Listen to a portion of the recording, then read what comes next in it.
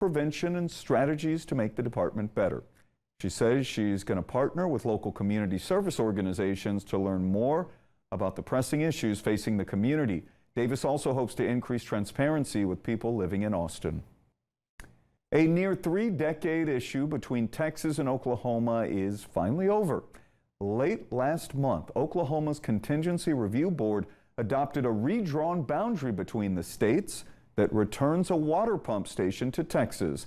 Our Blessing Iwuchukwu explains how an investigation and infestation of an invasive species led to this swap. Now, I came out here searching for zebra mussels, but turns out you can't find them out here in the shore because it's warm. They actually like colder climates, colder water, so you'll find them further down. Dan Bennett has been with the Texas Parks and Wildlife since 2007.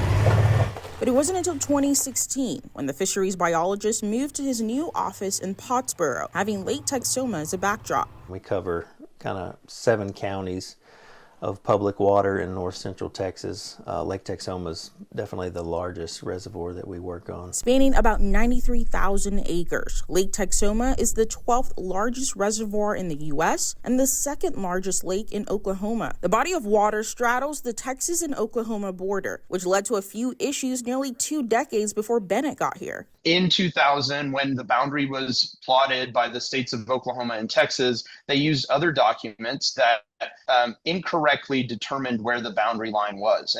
And that put the boundary line through our Lake Texoma pump station. David Kelly is with the North Texas Municipal Water District. His company uses the pump to draw water for its service area, which spans 80 cities and towns in several North Texas counties like Grayson, Kaufman, and Rockwall. Kelly says the incorrect boundary line would have stayed the same if it wasn't for some new visitors nearly a decade later. 2009, when zebra mussels were discovered in Lake Texoma. So in an effort to not transport an invasive species into Texas, we turned off our pumps, and it was in 2010 that as we were working with the Fish and Wildlife Service to resume pumping, that it was determined that line had gone through our pump station, and our pump station was partially in Oklahoma. And so that triggered a federal law called the Lacey Act, which prohibits the interstate transport of invasive species. Zebra mussels are originally from Eastern Europe. We really didn't think that they would successfully live in Texas water just because it's so hot. Bennett says when these critters pile up, it can be harmful to infrastructure. The estimates that I've heard to replace this water pump, had we not come to this agreement,